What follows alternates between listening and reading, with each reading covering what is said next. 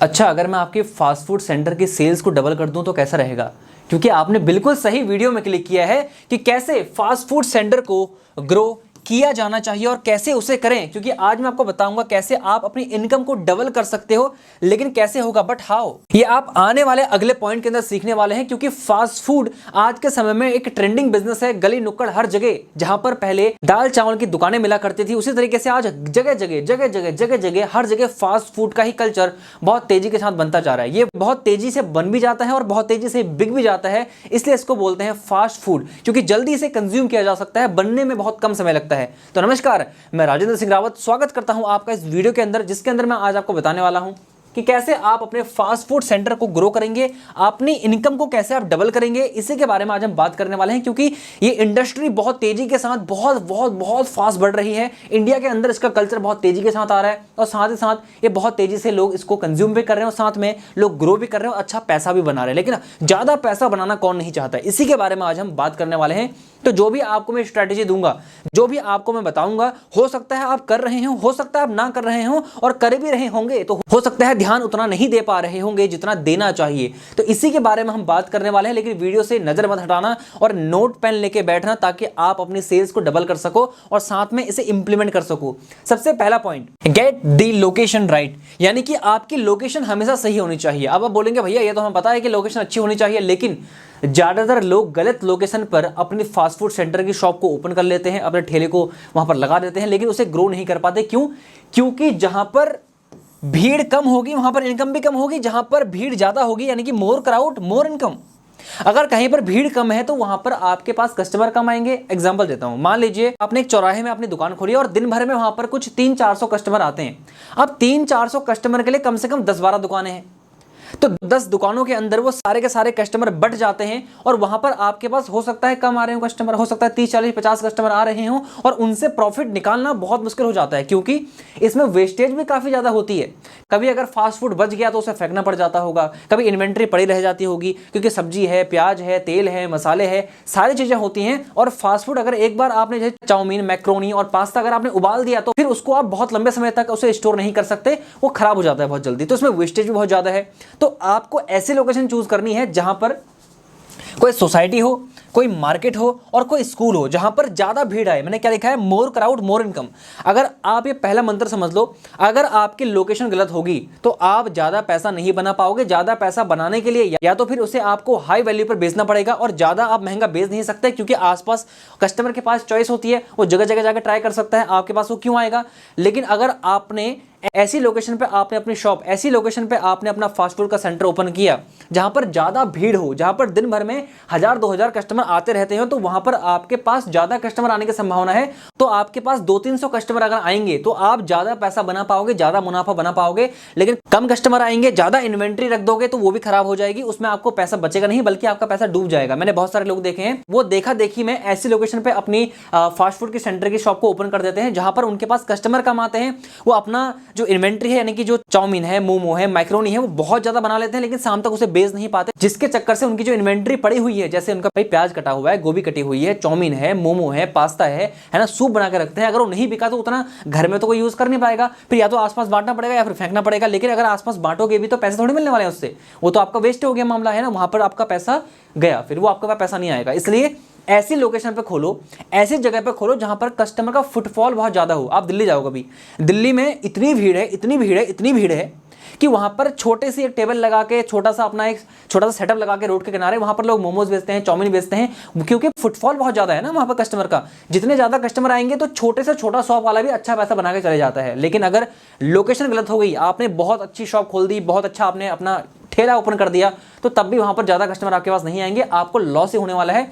या तो फिर आप सबके कस्टमर खा जाओगे। कैसे खा जाओगे? या तो आप प्राइस में खेलोगे, या टेस्ट में खेलोगे, या फिर आप सोशल मीडिया से खेलोगे, क्योंकि आपके पास कस्टमर जितने ज्यादा आएंगे, या तो आप सबके कस्टमर खा जाओगे, आपने प्राइस कम कर दिया, आपने टेस्ट अच्छा दे दिया, आपके पास सोशल मीडिया है तो आपके पास ज्यादा कस्टमर आ गए। बड़ा पाव गर्ल है ना, डॉली चाय वाला, इनके पास क्या हुआ, क्योंकि चाय वाले, बड़ा पाव वाले तो बहुत सारे थे, लेकिन इनके पास सोशल मीडिया की पावर थी, तो वहां से इनके पास बहुत कस्टमर आ गए। लेकिन अगर आप प्राइस में, टेस्ट में और आप सोशल मीडिया से नहीं खेल पाओगे तो आप ज्यादा पैसा नहीं बना पाओगे। लोकेशन का विशेष ध्यान रखना, ऐसी जगह पर लोकेशन ओपन करना जहां पर स्कूल हो। अगर स्कूल होगा, क्योंकि बच्चे से ज्यादा कंज्यूम करते हैं, तो वो ज्यादा आपके पास आएंगे।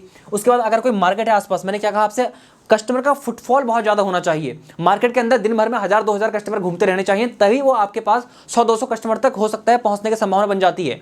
लेकिन अगर आपके पास दिन भर में उस मार्केट के अंदर घूम ही 200 लोग रहे तो वो कितने आपके पास आ जाएंगे, कितनों को आप बेच दोगे? 50, 60, 70 लोगों को बेच दोगे, उससे तो आप बहुत ज़्यादा पैसा बना नहीं पाओगे ना। और ऐसा भी नहीं है कि आपने बहुत महंगा बेचना है जी, आपने कहा 300 रुपये प्लेट मोमो, 400 रुपये प्लेट मोमो, ऐसा तो होगा नहीं ना कि आप भैया मैकडी तो होनी है आपकी, भैया आपने भैया ऐसा देखो जी हमारे मिलते हैं जी 200 रुपये प्लेट मोमो, 300 रुपये प्लेट मोमो है। जैसे वाओ मोमोज करता है वो बहुत हाई वैल्यू पे बेचता है, लेकिन उसकी टारगेट ऑडियंस बिल्कुल अलग होती है। तो उस ऑडियंस के बारे में कभी हम बाद में बात करेंगे। लेकिन अगर आपको ज़्यादा पैसा बनाना है तो आपको अच्छी लोकेशन जहाँ पर ज़्यादा भीड़ हो वहाँ पर आपको अपनी शॉप को ओपन करना चाहिए, ताकि आपके पास कस्टमर ज़्यादा से ज़्यादा आए। तो इस रूल को हमेशा याद रखना। दूसरा, रीजन के हिसाब से आपको अपनी वैरायटी रखनी चाहिए। अगर आप साउथ में जाओगे तो वहां पर आपको इडली, डोसा, सांभर ये ज्यादा आपको दिया जाएगा, ये आपको ज्यादा मिलेगा, क्योंकि रीजन के हिसाब से वो ज्यादा वहां पर कंज्यूम किया जाता है। अगर आप ईस्ट में जाओगे, वेस्ट में जाओगे, नॉर्थ में जाओगे तो हर जगह की अपने अपनी अलग अलग डिश होती है। तो क्या आप ऐसा कुछ कर सकते हो जिससे आपके रीजन की उसमें से महक आए कि यार ये तो हमारे ही रीजन का लग रहा है, ये हमारे ही रीजन का कुछ ऐसा प्रोडक्ट है जिसको हमें कंज्यूम करना चाहिए। जैसे एक बार मैं नैनीताल गया, नैनीताल तो हमारे बगल में ही है, तो वहां पर गया तो वहां पर मडुए के जो होते हैं ना, मडुआ, हमारे पहाड़ में मडुआ होता है, जो मडुआ का आटा होता है उससे उन्होंने मोमो बनाए थे। तो उन्होंने कहा जी मडुए के मोमो, हमारे कुमाऊनी मडुए के मोमो है। तो यानी कि उसमें से हमारे कुमाऊनी फील आ रही थी, उत्तराखंड का फील आ रहा था कि यार ये तो अपने वहाँ के ही है भैया, अरे टेस्ट कराओ टेस्ट कराओ, क्योंकि मैदे से बनते हैं ना, हर जगह मैदे से बनते हैं। तो आप क्या कुछ ऐसा कर सकते हो, क्या कुछ ऐसा रीजनल नाम उन्हें दे सकते हो, जैसे कुमाऊनी मोमोज, उन्होंने कहा कि कुमाऊनी मोमोज है सर, ये उत्तराखंड के शान है जी, देखो ये हमने बनाया है जी, मडुए के आटे से बनाए हैं। तो उत्तराखंड के रीजन की उसमें से महक आ रही थी कि अच्छा जी भैया ये तो उत्तराखंड के हैं, तो भाई टेस्ट कराओ एक बार। तो अलग अलग रीजन की अलग अलग वैरायटी का आप निकाल सकते हो क्या? अगर वैरायटी नहीं निकाल सकते हो तो क्या उसका कुछ नाम दे सकते हो क्या, है ना? साइज में आप छोटा कर सकते हो, बड़े कर सकते हो मोमोज को, किस तरीके से आप उसे कुक कर रहे हो, कैसे आप उसे सर्व कर रहे हो, उसका नाम आप क्या रख रहे हो। देखो नाम तो कुछ भी रख लो, नाम तो कुछ भी रख लो, बस आपको अपने रीजन के हिसाब से उसे ऐसा नाम देना है कि नाम लोगों को पसंद आ जाए। ऐसा ना हो कि जो आपने नाम दे दिया जो उत्तराखंड में चलता है वो आपने कहीं और नाम दे दिया, वो चलेगा नहीं वहाँ पर। तो आपको अपने ही आसपास, अपने ही लोकल एरिया के अंदर जो सबसे ज़्यादा चीज़ें फेमस हैं उसी से मिलता जुलता क्या कुछ नाम रख सकते हो क्या? एक बार मैं बरेली गया तो बरेली में मैंने देखा कि फास्ट फूड की शॉप है, वहाँ पर हम गए तो वहाँ पर उन्होंने मेन्यू रखा था और उस मेन्यू के अंदर उन्होंने लिखा था बरेली के स्पेशल मोमो। अब बरेली के स्पेशल मोमो, हमने कहा यार बरेली के स्पेशल क्या मोमो है, और मोमो लेके आए तो मोमो भैया सेम थे, बस थोड़ा चटनी उसमें अलग थी।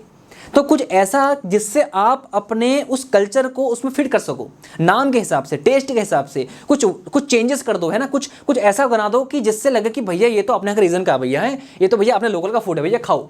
तो क्या होता है कि अगर आप रीजन के हिसाब से अपनी वैरायटी रखोगे तो वो वैरायटी बहुत ज़्यादा अच्छी हो जाती है। अब जैसे मैकडी है, मैकडी इंडिया के अंदर अलग बर्गर बेचता है, जापान के अंदर अलग, चीन के अंदर अलग, साउथ के अंदर अलग। तो क्या होता है ना कि रीजन के हिसाब से आपको वैरायटीज को मिक्स करना चाहिए ताकि सामने वाले के अंदर आप अपना इंपैक्ट क्रिएट कर सको, वो आपको भूल ना पाए। इसलिए दूसरा पॉइंट याद रखना कि आप अपने रीजन के हिसाब से कुछ नाम रख दो, कुछ डिश बना दो, या फिर कुछ ऐसा क्रिएटिव कर दो जिससे उनको लगे कि भैया ये तो अपने यहाँ का ही है ना, भैया खाने चाहिए ना, मतलब स्पेशल ऐड कर दो उसमें। जैसे कुमाऊं के स्पेशल मोमोज, अब उस लगेगा स्पेशल मोमोज मतलब स्पेशल यानी स्पेशल कुछ है। देखो बोलने से फर्क पड़ता है, बोलने से फर्क पड़ जाता है। इसलिए कुछ ऐसा नाम रख दो जिससे लोगों को लगे भैया मजे आ गए हैं, स्पेशल मोमोज भैया टेस्ट करो एक बार। इसलिए याद रखना कि आपको दूसरा पॉइंट याद रखना है कि रीजन के हिसाब से कुछ नाम रख दो, है ना, कुछ ऐसा क्रिएटिव कर दो जिससे सामने वाले के अंदर इंपैक्ट क्रिएट हो जाए। उसके बाद तीसरा है cross selling and up selling. अब बहुत सारे लोग ना यहाँ पर कंफ्यूज होंगे कि sir cross selling up selling होता क्या है। आपको थोड़ा सा बड़े स्पेशल तरीके से समझाता हूँ। क्रॉस सेलिंग अप सेलिंग का मतलब होता है, मैं राजेंद्र सिंह एग्जाम्पल देता हूँ, मैं आपके वहाँ बरेली में मोमो खाने आया और आपने मुझे बरेली के स्पेशल मोमोज खिला दिए। अब साथ ही साथ क्या कुछ आप मुझे और भी कुछ बेच सकते हो क्या, कुछ ऐसा जो उसी से मिलता जुलता हो जो मैंने आपके वहाँ से कंज्यूम किया हो। आपके वहाँ से मैंने मोमोज कंज्यूम किए, आपके वहाँ से मैंने सूप कंज्यूम किया, आपके वहाँ मैंने चाउमीन को कंज्यूम किया, आपके वहाँ मैंने पास्ता कंज्यूम किया, आपके वहाँ मैंने बड़ा पाव कंज्यूम किया, आपके वहाँ मैंने बर्गर को कंज्यूम किया। तो साथ ही साथ क्या कुछ ऐसा आप रख सकते हो जो उससे मिलता जुलता हो, जिससे मुझे मेरे अंदर क्यूरियोसिटी जगे कि इसे मैं भी लेके जाता हूँ, घर में बना के खाऊंगा। अब क्या हो सकता है वो, अब वो रेडीमेड सूप हो सकता है, रेडीमेड मोमोज हो सकते हैं। अब बोलोगे सर ये कहाँ मिलेंगे, देखो मार्केट के अंदर सब अवेलेबल है। मैंने आपसे क्या कहा था, मैं आपकी इनकम को डबल कर दूंगा। अब एग्जांपल देता हूँ, फास्ट फूड मेकिंग मटेरियल, आपने सॉस रख दिया, आपने सिरका रख दिया, आपने अजीनोमोटो रख दिया, आपने चाउमीन रख दी, पास्ता रख दिया, आपने मैक्रोनी रख दी, है ना, आपने उसमें पड़ने वाले मसाले रख दिए, आपने मैगी रख दी, आपने है ना रेडीमेड वहाँ पर मोमोज रख दिए, रेडीमेड सूप के पाउच आपने रख दिए। अब आप बोलेंगे सर इसको सर कौन खरीदेगा? अगर हम सबको ऐसे बेच देंगे तो हमारे वहाँ खाने आएगा कौन? देखो, लोग लेके तो जाते हैं कि अब घर में ट्राई करेंगे जी, घर में भी बना के देखेंगे, और हर किसी को क्यूरियोसिटी होती है कि मैं भी घर में बना के देखूंगा एक बार। भले ही आपके वहाँ का टेस्ट ना आए, लेकिन एक बार वो जाके उसे चेक जरूर करेगा। कभी कोई फंक्शन हो रहा है, बर्थडे पार्टी हो रही है ना, घर में कोई मेहमान आ गए, तो भाग के सीधे आपके वहाँ आएगा, अगर आपके लोकल का होगा तो। अगर कोई बाहर का कस्टमर है, कोई घूमने के लिए आ रखा है, तो आपने कह दिया सर आप रेडीमेड है ना यहाँ पर सूप और मोमोज और है ना और भी बहुत सारी चीज़ें रखी हैं सर, एक बार आप देख लीजिए, है ना। बिरयानी की रेसिपी आपने रख दी है, और भी बहुत सारी रेसिपीज आपने रख दी जो रेडीमेड आती हैं। उसमें क्या हो गया, आपका जो कस्टमर आया था 100 रुपये का खरीदने के लिए, मान लो मैंने 100 रुपये का आपके वहाँ से सूप पिया या चाउमीन खाई या पास्ता खाया। अब अगर आपने मुझे क्रॉस सेलिंग कर दी या अप सेलिंग कर दी, आपने कहा सर आप चाहें तो सर हमारे पास रेडीमेड ये आइटम पड़ा हुआ है, हमारे पास इसके सारे इंग्रेडिएंट्स और सारा मटेरियल पड़ा हुआ है बनाने का, आप चाहें सर आप इससे भी लेके जा सकते हैं, मार्केट से सस्ता सर हम आपको देंगे, और मार्केट से सस्ता आपको देना है। उससे क्या हो गया, अगर मैं 100 रुपये का आपसे खरीदने के लिए आया था, मैंने कंज्यूम किया, चाहे चाउमीन खाई, मोमो खाए, बर्गर खाया, तो अगर आपने मुझे 100 रुपये का और बेच दिया, तो आपने मुझे 100 रुपये का और बेच दिया, तो मेरा टोटल टिकट साइज हो गया 200 रुपये। अब 200 रुपये में से अगर आप अपना मार्जिन ज़्यादा बचा सकते हो सकता है आपको 100 रुपये में से 50 रुपये बच रहे हों, लेकिन आपने 100 रुपये का मुझे और क्रॉस सेलिंग अप सेलिंग करके आपने मुझे और बेच दिया, हो सकता है 30 रुपये आपके और बच रहे हों। तो क्या हो गया जी, आपको जहाँ पर पहले 50 रुपये का फायदा हो रहा था, अब वहाँ पर आपको 80 रुपये का फायदा हो रहा है। तो यानी कि एक कस्टमर से आपने 30 रुपये एक्स्ट्रा कमा लिया, और दिन भर में ऐसे अगर आपके पास 100 कस्टमर आ गए जो आपके वहां से ही खरीद के ले जा रहे हैं कुछ आइटम अपने घर में बनाने के लिए, वो रेडीमेड आपसे सूप लेके जा रहे हैं, पास्ता लेके जा रहे हैं, आपसे बिरयानी लेके जा रहे हैं, आपसे है ना चाउमीन लेके जा रहे हैं, आपसे मैगी लेके जा रहे हैं, कुछ भी ऐसा जो उससे मिलता जुलता हो जो आपने मुझे खिलाया है, तो क्या होगा, आपका क्रॉस सेलिंग करके आपका मार्जिन बढ़ जाएगा। तो क्रॉस सेलिंग अप सेलिंग 95% लोग करते ही नहीं है। वो उन्होंने ठेला खोल दिया, उन्होंने शॉप खोल दिया, आपको रखते ही नहीं है। आप चाहो तो आप अलग से वहां पर अपने डिस्प्ले कर सकते हो कि यहाँ पर हमारे पास मेकिंग मटेरियल रखा हुआ है, यहाँ पर हमारे पास रेडीमेड आइटम रखा हुआ है, आप चाहे तो इसे भी बाय कर सकते हैं। अब लोगों के अंदर क्यूरियोसिटी रखती है कि यार हम भी एक बार घर में बना के चेक करेंगे, वो लेके जाएंगे, भले ही वो बना ना पाए लेकिन लेके जरूर जाएंगे एक बार। इससे क्या होगा, महीने के अंदर अगर आप 1 लाख रुपए की सेल कर रहे हो, तो यहाँ पर आपने अप सेलिंग और क्रॉस सेलिंग करके हो सकता है आपने 1.5 लाख की सेल कर दी हो सकता है आपने 1,20,000 की सेल कर दी हो। तो क्या होगा, आपका मार्जिन बढ़ता रहेगा, आप यहाँ से भी कमाओगे, यहाँ से भी कमाओगे, दोनों तरफ से जब मार्जिन आता है ना तो प्रॉफिट ज़्यादा होता है।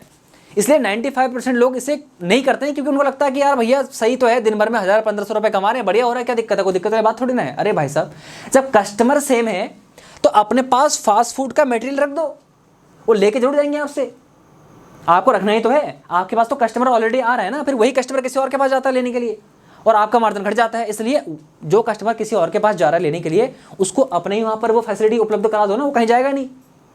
तो तीसरा पॉइंट क्या सीखा हमने, cross selling and up selling, इसको भी करना सीखो। उसके बाद चौथा हमारा पॉइंट है गिव ए कॉम्बो ऑफर। मैं बरेली गया था, जिसकी मैंने अभी बात की थी कि जहाँ मैं गया था, तो जब मैं बरेली गया तो बरेली जाने के बाद जिस शॉप में हम गए थे, तो अच्छा खासा फास्ट फूड सेंटर था वो, तो हम वहाँ गए, तो मैंने कहा जी ऐसा करिए आप हमें सूप और साथ में वेज मोमोज, वेज सूप और वेज मोमोज आप हमें दे दीजिए। उन्होंने कहा ठीक है जी।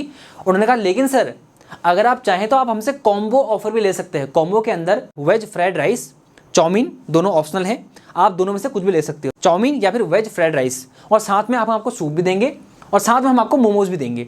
तो 3 आइटम सर अगर आप हमसे लेते हैं, वैसे सर ये 250 रुपये का है, लेकिन सर अगर आप कॉम्बो में लेते हैं तो सर ये 3 आइटम जिसमें हमारे मोमोज आएंगे, वेज मोमोज, हमारा वेज सूप आएगा, और साथ में या तो फिर वेज फ्राइड राइस या चाउमीन, सर इनमें से 3 सर आप ले सकते हैं हमसे, ये ऑप्शनल है। चाउमीन और veg fried rice sir optional है, दोनों में से आप एक ले सकते हैं।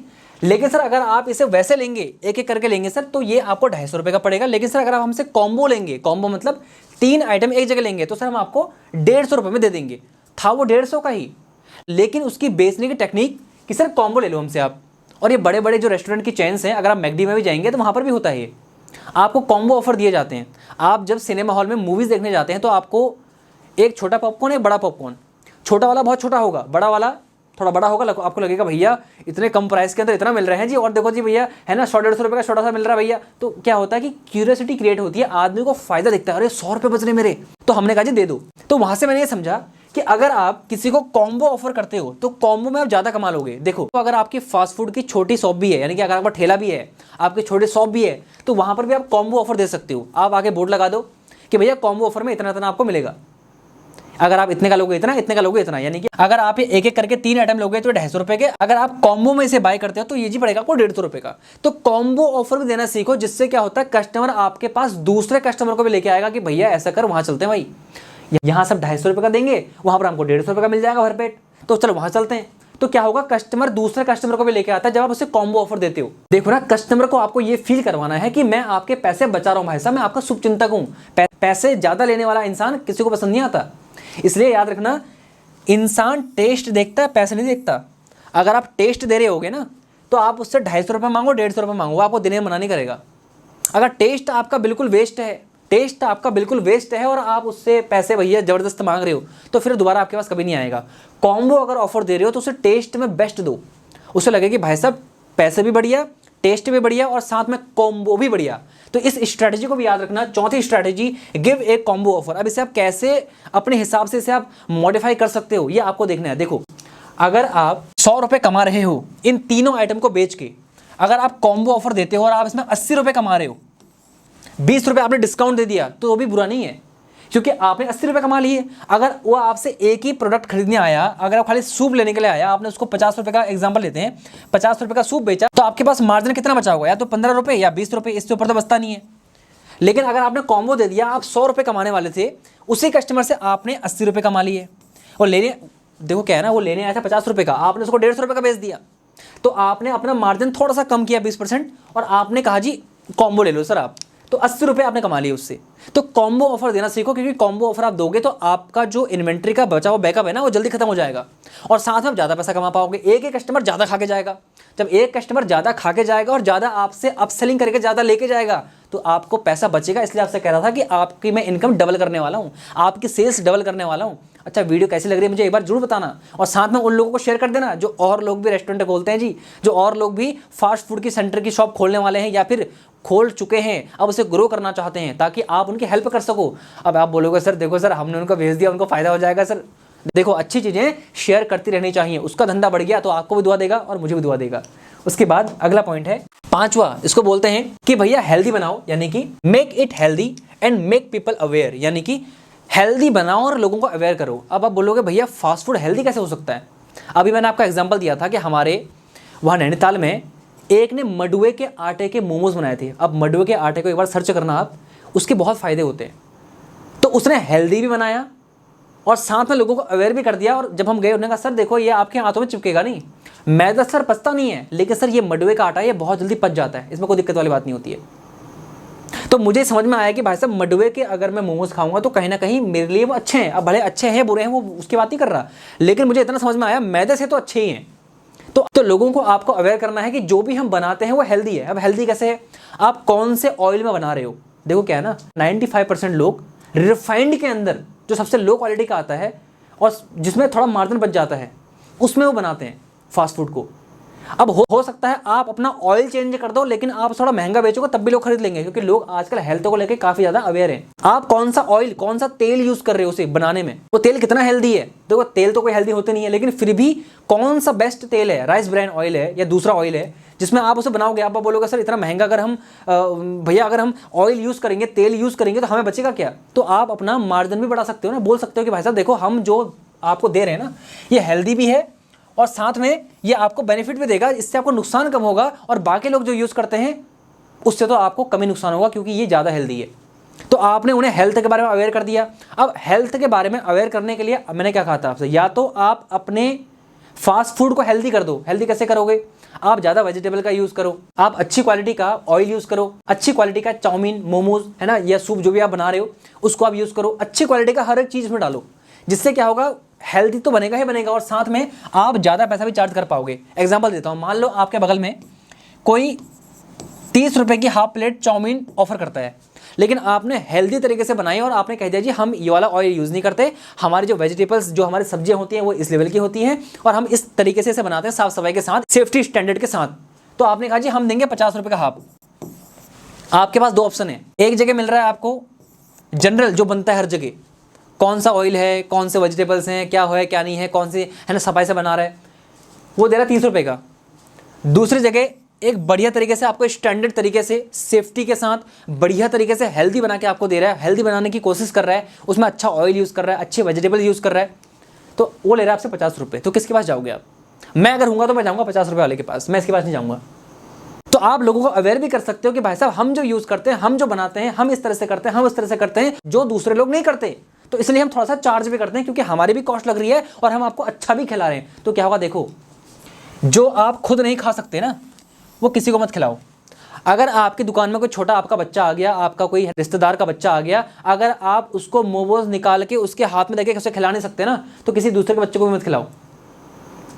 जो चाउमीन आप बना रहे हो जिस ऑयल में, अगर अपने बच्चे को नहीं खिला सकते हो तो किसी और को मत खिलाओ। आ रही बात समझ में? जो खुद नहीं खा सकते हो दूसरों को मत खिलाओ, जो खुद नहीं पहन सकते हो दूसरों को मत पहनवाओ, जहां खुद नहीं जाते वहां दूसरों को मत भेजो, जो काम खुद नहीं करते हो दूसरों को मत करने दो। आ रही बात समझ में? तो हेल्थ के मामले में कभी भी कंजूसी मत करना, क्योंकि हेल्थ को लेके लोग बहुत अवेयर हो चुके हैं। लोग आजकल पैकेट फूड की तरफ क्यों जा रहे हैं? क्योंकि पैकेट फूड उनको लगता है कि हेल्दी है। आप देखो क्या है ना, ठेले में लोग खाने से क्यों बचते हैं आज के समय में? खाते तो आज भी लोग हैं, है ना। कितने बार ऐसी ऐसी वीडियोस निकल के आती हैं, कोई पाँव से आटा गूंद रहा है, कोई गंदे सड़े हुए आलू काट रहा है। एक दिन क्या हुआ, मैं संडे मार्केट गया तो वहाँ पर जो होते ना पकौड़े बनाने वाले, अब उसमें जो तेल था उसके कढ़ाई में, वो तेल भाई साहब ऐसा लग रहा था जैसे कि वो इंजन ऑयल होगा, इतना काला तेल, पता नहीं कब का यूज़ करा हुआ तेल था। वो बार बार यूज़ कर रहे थे। और जो बंदा आलू काट रहा था वो आलू को छिल नहीं रहा था। जब हम पकौड़े बनाते हैं आलू की, तो क्या होता है, आलू के छिलके को उतारा जाता है। अब वो आलू इतने काले, उसने उसे धोया, पानी लाया, फटाफट धोया उसने और ऐसे काटना शुरू कर दिया। और मैं बड़े ध्यान से देख रहा था उसने उसमें खराब आलू भी काट दिया। आलू बाहर से अच्छा लेकिन अंदर से काला आलू था पूरा। उसने फटाफट काट दिया और मैं देखा था उसने मेरे को देखा तो उसने अपना मुंह पलटा दिया और ऐसे मुंह करके काटने लग गया फटाफट आलू। तो आप समझो इस चीज़ को, लोग बहुत बहुत बहुत ज़्यादा अनहाइजीनिक बनाते हैं जो लोगों को पसंद नहीं आता। आपके पास देखो क्या है ना, जनरल कस्टमर आ जाएंगे, लेकिन अच्छा कस्टमर आपके पास कभी नहीं आएगा जो आपको ज़्यादा पे करके जा सकता है। ज़्यादा पे करने वाला कस्टमर वही आएगा जिसको आप हेल्दी खिलाओगे। वो थोड़ा सा कम खा लेगा लेकिन हेल्दी खाने की कोशिश करेगा, अपने बच्चे को भी हेल्दी खिलाएगा। उससे कहीं ना कहीं इनसिक्योरिटी नहीं रहेगी कि पता नहीं कौन सा ऑयल यूज़ किया है, कौन से वेजिटेबल, कौन से टमाटर, कौन सी सब्जियां, कौन से प्याज, है ना, किस तरह से इसे बना रहा है, पता नहीं अंदर रसोई पता नहीं कैसी है इसकी। उसे शक नहीं होना चाहिए। जो अपने बच्चे को आप खिला सकते हो, जो आप खुद खा सकते हो निकाल के, वही अपने कस्टमर को खिलाना। कभी पाप मत करना भाई साहब। हेल्थ के मामले में लोग बहुत अवेयर हैं, तो लोगों को हेल्दी बना के खिलाने का प्रयास करो। उसके बाद अपने आसपास माहौल को ना क्लीन रखो। जहाँ पर आप बर्तन धोते हो, जनरली आप देखोगे जो छोटे ढाबे होते हैं या छोटे ठेले होते हैं, वो क्या करते हैं जी, वही पानी होगा, उसी पानी को बार बार यूज़ करेंगे। वहीं पर कस्टमर के सामने वो है ना प्लेटें फेंकी हुई, मक्खियाँ बना रही हैं वहाँ पर, एक उन्होंने कट्टा फाड़ के वहाँ पर लगा रखा है, भैया वहाँ पर पीछे धो रहे हैं और डुबाया, फटाफट ला के रख दिया और साफ पानी से धोया भी नहीं। मैं कितनी बार मैंने ऐसे देखा। एक दिन क्या हुआ, हम लोग मोमोज खाने गए तो हम लोग रुके एक जगह, गाड़ी हमने पार्क की तो उसने ऐसे बर्तन धोने वाला लगा रखा है और सब ऐसे बर्तन फेंक रखे हैं, और जिस टब में बर्तन धो रहा था वो भी पूरा गंदा हो रहा है पानी, और उसके पास दूसरा साफ पानी नहीं था। तो मैं समझ गया, मैंने कहा इसके पास दूसरा पानी नहीं है, मतलब इसने इसी पानी में ये प्लेटें धोई होंगी। तो हमने खाने से मना कर दिया, वहाँ से आ गए। और एक दिन क्या हुआ, हम मोमो खा रहे थे, मैंने उस दिन से मोमो खाना ही छोड़ दिए। ऐसे क्या हुआ, हम लोग मोमोज़ खा रहे थे तो मैंने मोमोज़ लिए, हाफ प्लेट मैंने मोमोज़ लिए, कभी कभी खा लेता हूँ ऐसे मैं चीट मील के तौर पर। तो मैंने मोमोज़ लिए, मैंने 3 मोमोज़ तो खा लिए, अब एक मोमो बचा। पता नहीं मेरे दिमाग में क्या आया, मैंने कहा इसको खोल के देखता हूँ क्या क्या है इसमें। जैसे ही मैंने खोल के देखा, भाई साहब आपको थोड़ा घिन आएगी, उसके अंदर मरी हुई मक्खी निकली और मतलब मेरे मुंह से वो बाहर आने के लिए हो गया। मैंने कहा मैंने क्या खा दिया। मैंने उसको बोला, मैंने कहा मक्खी निकल रही है इसमें। अरे भैया वो गिर गई होगी एक आध एक। और उसके पास भाई साहब ऐसी शॉप जहाँ पर सब्जियाँ कहीं और फेंकी हुई हैं, ऊपर काला हुआ पड़ा है, इधर है ना कुछ और फेंक रखा है, उधर कुछ है बर्तन धोने वाला है उधर साइड में, अपना भी भैया वो बढ़िया अपना है ना बाल उसके बिल्कुल खड़े हैं, हनी सिंह की तरह खड़े हैं, बिल्कुल तेल वेल लगाने रखा उसने, हाथ मतलब सफाई के नाम पर कुछ नहीं है। मैंने बाद में देखा क्योंकि मेरा दोस्त लेके आया था, तो मैंने ध्यान दिया नहीं। बाद में जब मैं बोलने गया, मैंने कहा भाई साहब मक्खी निकली इसमें यार। वो बोला अरे भैया कोई बात नहीं, देखो होता है, तो आपको दूसरा दे देता हूँ। मैंने कहा भैया रहने दो भैया, नहीं खाने मोमोज़ आपके। उस दिन से मैं मोमोज़ मतलब बहुत बहुत बहुत ही कम खाता हूँ, बहुत मतलब खाने छोड़ दिया लगभग मैंने। जैसे कभी कभी हम कहीं बाहर चले गए, जो देख रहा हूँ कि हाँ साफ़ सफाई है, वहाँ पर तो मैं खा लूँगा, लेकिन खोल के खाऊँगा, ऐसा नहीं खाता उसको मैं, है ना।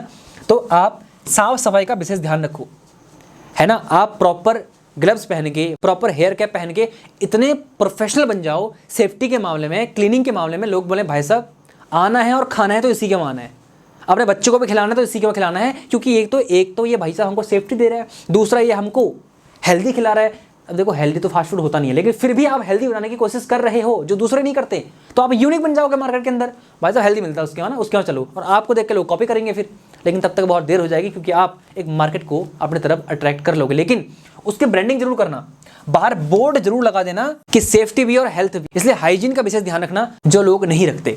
उसके बाद अगला पॉइंट, सेफ्टी स्टैंडर्ड की पैकिंग और साथ में बर्तन आपके पास होने चाहिए जो FSSAI जो प्रमाणित करती है कि आपको इस तरह के बर्तन यूज करने चाहिए और इस तरह के पैकिंग बैग आपको यूज करने चाहिए। FSSAI को क्या बोलते हैं? Food safety and standard authority of India, जो प्रमाण करती है कि भाई साहब इस बर्तन को इस्तेमाल करना बनाने के लिए और इस तरह की पैकिंग को इस्तेमाल करना पैक करने के लिए, उसी के हिसाब से आपको चलना है। कल के दिन अगर रेड पड़ गई ना, कल के दिन अगर आपका छापा पड़ गया तो आपकी दुकान सील हो सकती है, आपका ठेला सील हो सकता है।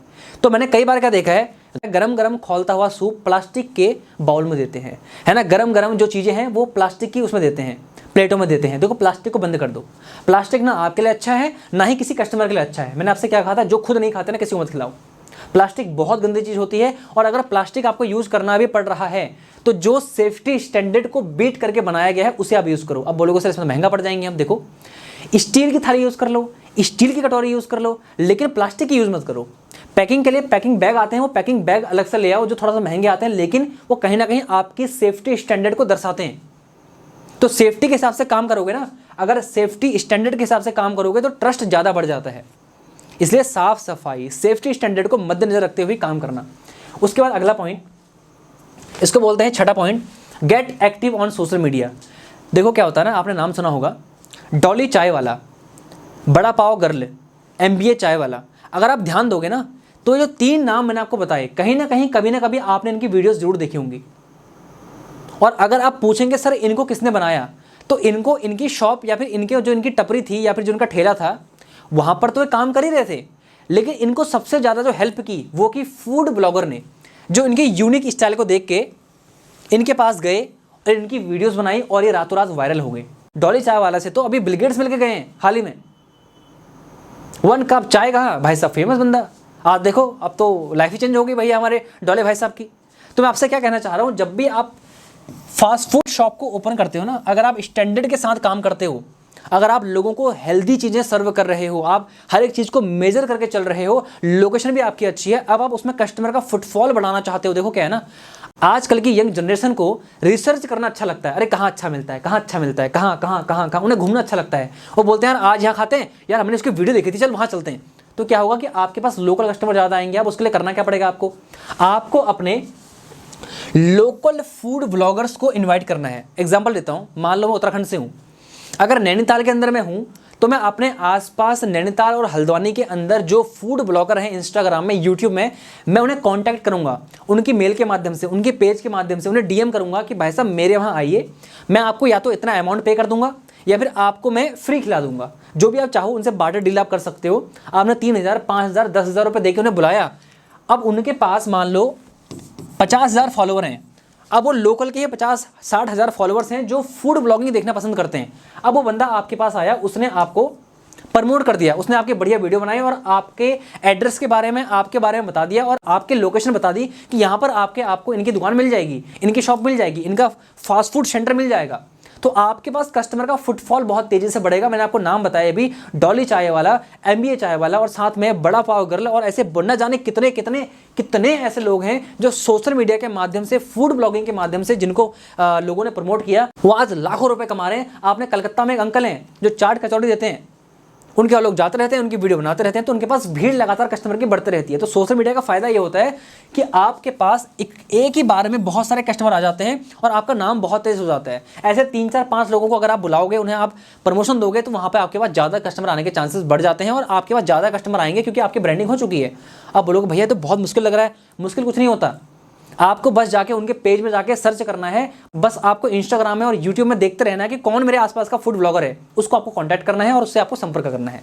उसके बाद लोगों के रिव्यूज़, आप अपने सोशल मीडिया पेज बनाओ, सोशल मीडिया अपने हैंडल बनाओ, चैनल बनाओ, अपना यूट्यूब चैनल बनाओ, अपना इंस्टाग्राम पेज बनाओ और वहाँ पर लोगों के रिव्यूज़ डालो। आप लोगों से बोल सकते हो कि सर अगर आपको हमारे वहाँ अच्छा लगा तो सर आपके हमें छोटा सा सर एक रिव्यू दे सकते हो क्या, वीडियो रिव्यू? आपने छोटी सी वीडियो बना दी, आपने पोस्ट कर दी, छोटी सी वीडियो बना दी, पोस्ट कर दी, छोटी सी वीडियो बना दी, पोस्ट कर दी। उससे क्या होगा, कस्टमर का भरोसा, और नए नए आपके पास जो आसपास के लोग हैं या बाहर के भी लोग हैं जो देखेंगे आपको, वो आपके पास आएंगे। आपने लोकेशन ऐड कर दी वहाँ पर कि भाई साहब अगर आप चाहें तो आप यहाँ पे आके हमसे हमारे फूड सर्विस का एक्सपीरियंस ले सकते हैं। तो उससे क्या होगा, आपके पास नए कस्टमर आएंगे। उसके बाद फीडबैक लो और इंप्रूव करो। कस्टमर से पूछ सकते हो कि सर आपको यहाँ पर और क्या इंप्रूवमेंट दिखती है जो हम कर सकते हैं आपके लिए।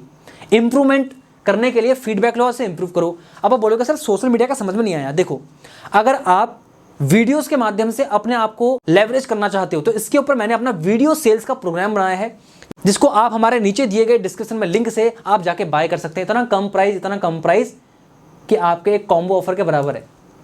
आप एक बार जाके चेकआउट जरूर करिए। अगर सोशल मीडिया को समझना चाहते हो कि आप इसे कैसे इस्तेमाल कर सकते हो, मैंने वीडियो सेल्स का प्रोग्राम बनाया है जो स्पेशली आपके लिए ही है। आप जाइए, चेकआउट कीजिए, और आपको वीडियो कैसे लगी लोगों को शेयर कर दीजिए। और आपका रेवेन्यू जब डबल हो जाए तो इस वीडियो के नीचे आके मुझे कमेंट जरूर कर देना कि सर हमारा रेवेन्यू डबल हो चुका है आपके बताए गए स्ट्रैटेजी से। कैसे आपको वीडियो लगी और कौन सी वीडियो देखना चाहते हो मुझे नीचे कमेंट करिए। मिलते हैं आपसे बहुत जल्द, तब तक आपका बहुत बहुत धन्यवाद।